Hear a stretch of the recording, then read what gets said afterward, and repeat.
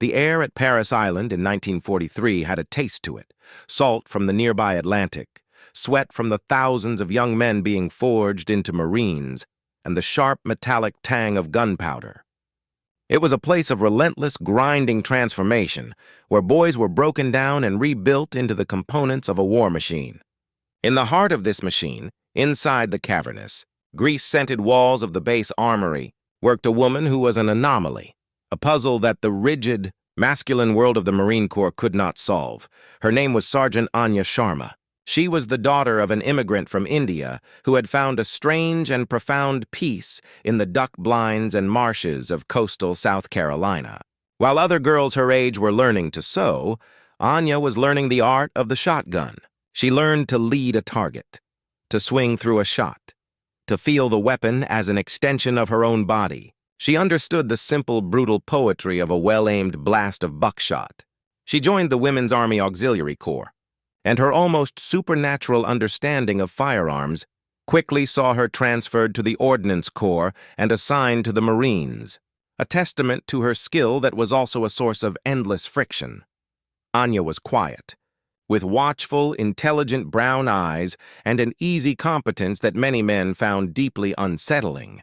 She could field strip a Browning automatic rifle in the dark, but her true passion was the humble pump-action shotgun, a weapon most soldiers dismissed as a tool for farmers and riot police.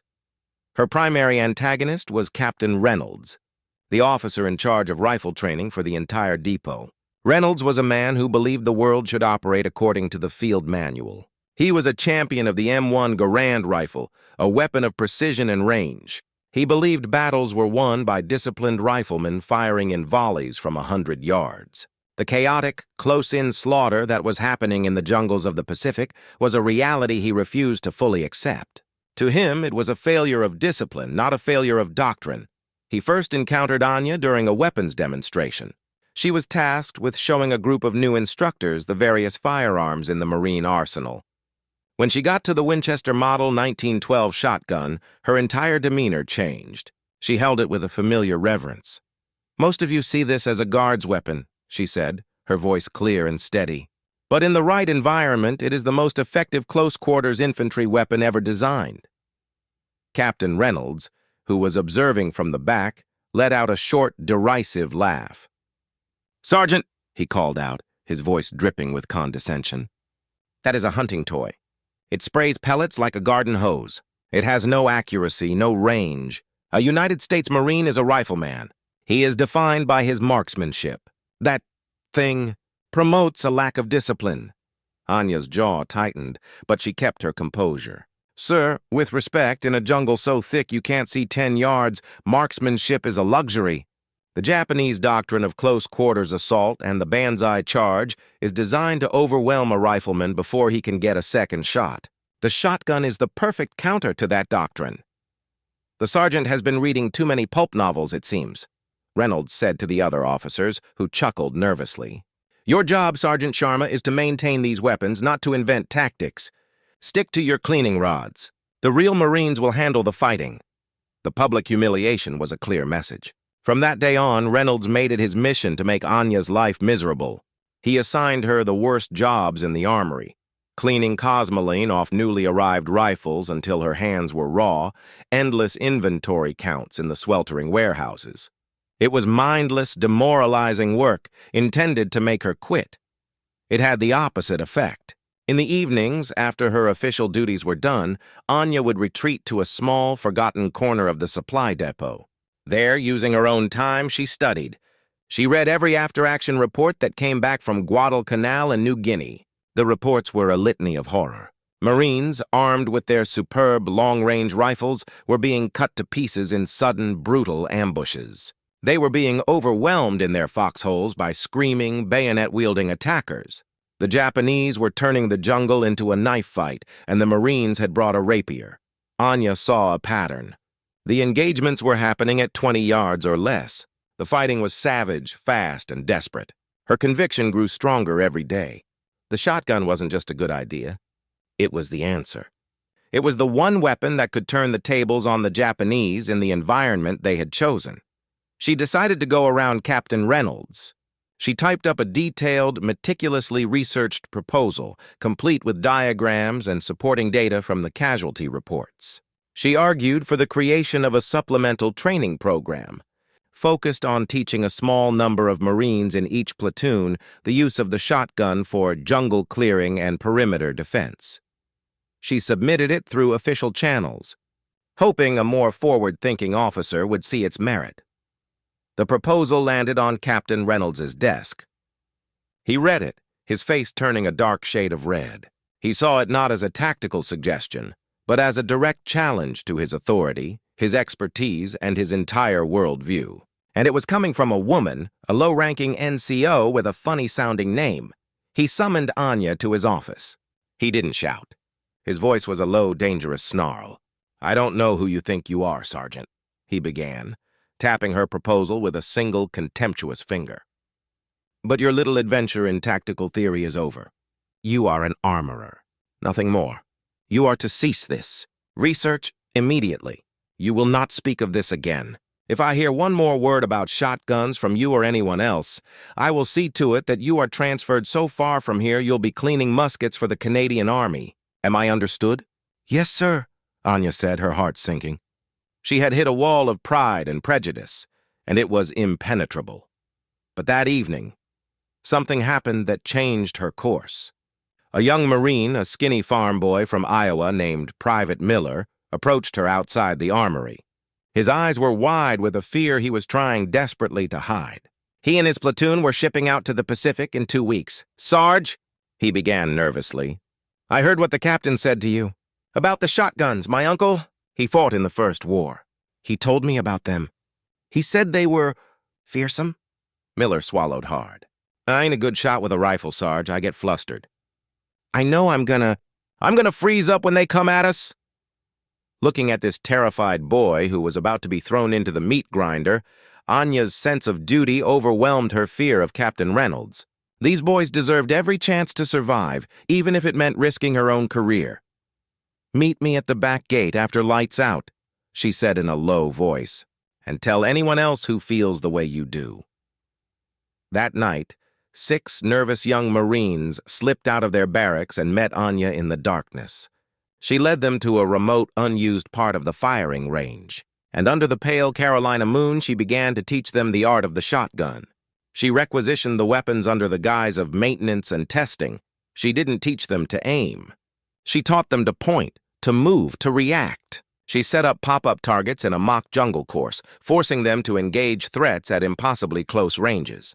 She taught them the brutal efficiency of slam firing, a technique that allowed the user to hold down the trigger and fire the weapon as fast as they could work the pump, turning the shotgun into a devastating automatic weapon. A change came over the men. Their fear began to recede, replaced by a grim, newfound confidence. The shotgun felt different from the rifle. It wasn't a tool of precision. It was a tool of overwhelming close-range power. In their hands, it was a promise that if the enemy got close, they would have an answer. For a week, the secret training continued. But it was impossible to keep such a thing quiet on a crowded military base. Rumors began to spread. Captain Reynolds heard the whispers. He heard about Anya's night school, about her shotgun squad. One night he followed them. He watched from the shadows as Anya drilled the young Marines, his face a mask of cold fury. He saw the speed, the aggression, the raw power of the weapons. He saw a style of fighting that was the complete opposite of everything he believed in. He saw his authority being directly challenged. The next morning, he had the 6 Marines, including Private Miller, arrested by the military police and confined to the brig, pending charges of disobeying a direct order and unauthorized use of military equipment. Then he came for Anya. He didn't bother taking her to his office. He confronted her in the middle of the armory in front of everyone. "Sergeant Sharma," he announced, his voice booming through the cavernous space. "You are a disgrace. You have willfully disobeyed a direct order from a superior officer. You have endangered the lives of your fellow Marines with your reckless, unauthorized training, and you have undermined the very discipline this corps is built on." He threw a set of papers on the workbench in front of her. "I am recommending you for a court-martial. Your career in the United States military is over. Anya stood frozen, the eyes of every soldier in the armory on her. She had tried to save lives, to give a few scared boys a fighting chance. And for that, she was being branded a criminal, her life and her future about to be destroyed by the arrogant, blind pride of one man.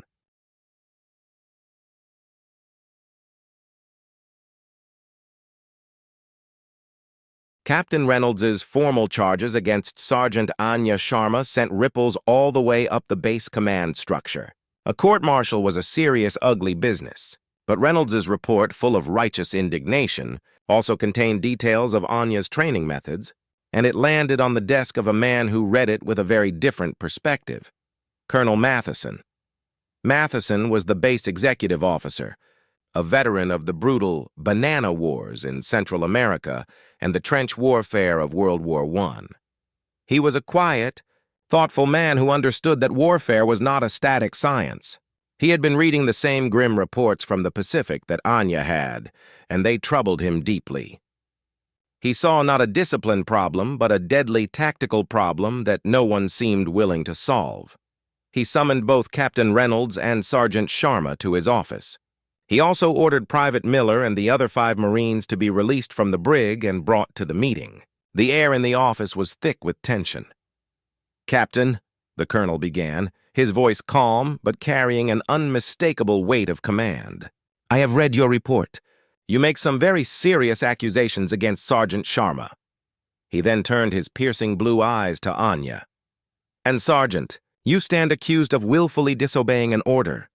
"Sir," Anya began, her voice steady despite the circumstances, "I did what I thought was necessary to prepare these men for the reality of the fight they are heading into." "The reality," Reynolds scoffed, "is that she is filling their heads with undisciplined, spray-and-pray tactics that will get them killed." Colonel Matheson held up a hand for silence.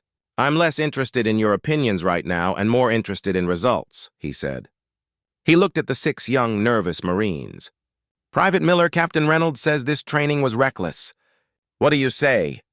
Miller, terrified but emboldened by Anya's presence, took a deep breath.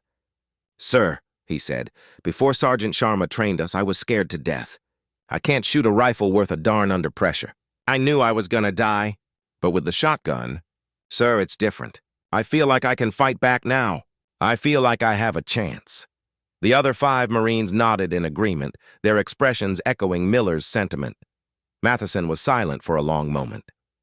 He looked from Reynolds's rigid, angry face to Anya's calm, determined one. "We have a disagreement here," the colonel said finally. "And in my experience, the only way to settle a tactical disagreement is to test it." He stood up and walked to a large map of the base. "There is a section of the training grounds we rarely use. It's a tidal marsh, full of dense woods, swamps, and thick undergrowth. It's the closest thing we have to a jungle on this island." He turned back to them. "I am forming an experimental tactics platoon. Captain Reynolds, you will take half the unit, armed with standard-issue rifles, and train them your way. Sergeant Sharma, you will be given temporary command authority over the other half. You will arm them with shotguns and train them your way. In 1 week, you will engage in a series of live-fire exercises in that marsh. We're going to see which doctrine works." Reynolds was stunned into silence. This was not the court-martial he had envisioned. Anya felt a surge of hope. It was more than she could have ever asked for, a fair chance to prove her theories. The week that followed was one of the most intense periods of training Paris Island had ever seen.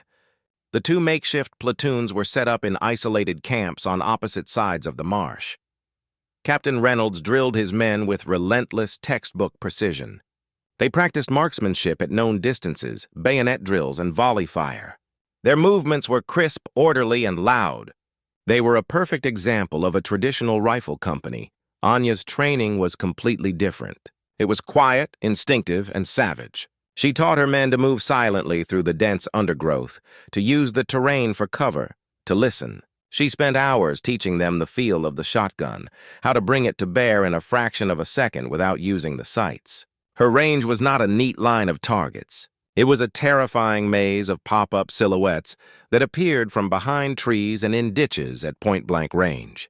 She was training them to be predators, not soldiers in a formation.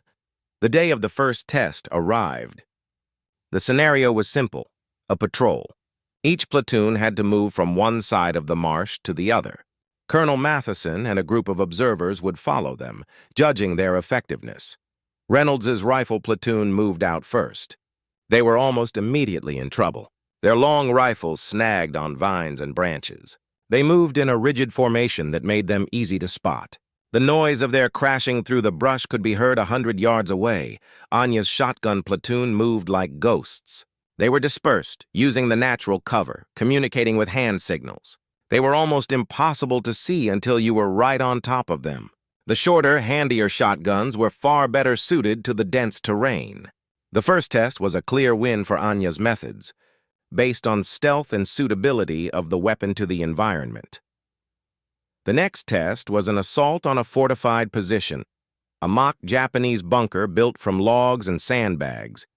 Hidden in a dense thicket, Reynolds went first. He tried a classic fire and maneuver tactic. Half his men laid down suppressing fire, while the other half tried to advance. But their rifle bullets mostly thudded harmlessly into the thick logs of the bunker. The defenders inside were able to return fire with relative impunity. The assault bogged down into a noisy, ineffective stalemate. Then it was Anya's turn. Her team advanced in a loose, creeping line. When they were 30 yards out, she gave the signal. The simultaneous blast of a dozen shotguns was a physical shockwave. It didn't just send bullets. It sent a massive, sweeping curtain of buckshot that shredded the foliage around the bunker, splintered the firing slits, and kicked up a blinding storm of dirt and debris. The sheer volume and psychological impact of the blasts were overwhelming. Under the cover of this continuous roaring barrage, Private Miller and another Marine sprinted forward, got right up to the blind side of the bunker, and tossed dummy grenades inside. The position was taken in less than 2 minutes. The observers, seasoned combat veterans all, were silent. They had never seen anything like it. It was brutal, efficient, and terrifyingly effective. Captain Reynolds watched, his face a tight knot of disbelief and fury. He couldn't deny what he was seeing, but he couldn't accept it either. "This is a trick," he protested to Colonel Matheson. "It's a staged demonstration." In a real battle against a determined enemy, this chaos would fall apart. For the final test, Colonel Matheson designed something new. He brought in a team of the most experienced combat instructors on the base, men who had actually fought the Japanese. Their job was to play the role of the enemy, and they were given one simple instruction: be as cunning and ruthless as possible. The scenario was a night defense. Each platoon would have to set up a defensive perimeter and hold it against an infiltration attack. Reynolds set up his defense by the book. He had clear fields of fire, interlocking positions, and trip flares. It was a perfect textbook defense for a European battlefield. Anya's defense was different. She had her men dig in deep in irregular positions, using the natural terrain as camouflage. She placed them in pairs, back to back, so they could cover all angles. She didn't rely on long fields of fire. She prepared for a fight at arm's length. As darkness fell, the instructors began their attack. They bypassed Reynolds's neat perimeter with ease, slipping through the dark zones between his positions. They moved like snakes through the grass. The first sign Reynolds's men had that they were under attack was when the instructors were already inside the wire, killing them with silent hand-to-hand techniques. It was a complete disaster. Then they hit Anya's perimeter. The first instructor who tried to crawl into a foxhole was met with the deafening roar of a shotgun blast at a range of 3 feet. The sound of that first shot, and the sheer violence it implied, momentarily stunned the other attackers. When they tried to rush the positions, they were met with a storm of fire. Anya's men, working in pairs, poured a devastating amount of buckshot into the darkness. There was no need to aim precisely. They just pointed in the direction of the sounds and filled the air with lead. The attack was shattered in less a minute. The next morning, Colonel Matheson gathered everyone. The results were undeniable. In every single test, Anya Sharma's unconventional tactics and her hunting toys had proven superior. "Captain Reynolds," the colonel said, his voice leaving no room for argument, "your methods, while sound for a different kind of war, have been found wanting for the conditions we are facing in the Pacific. Sergeant Sharma's methods, while unorthodox, have proven to be brutally effective. He then delivered his final decision. A new demonstration team is being dispatched to the front lines in the Pacific. They will be tasked with training our combat troops in these new close-quarters techniques. Given his command experience, Captain Reynolds will be in charge of this team. A flicker of relief crossed Reynolds' face, but it vanished with the colonel's next words. And Sergeant Sharma will be the team's chief tactical instructor. It will be her methods that you will be teaching, Captain. You will show them her drills. You will demonstrate her bunker assault. You will teach them how to survive.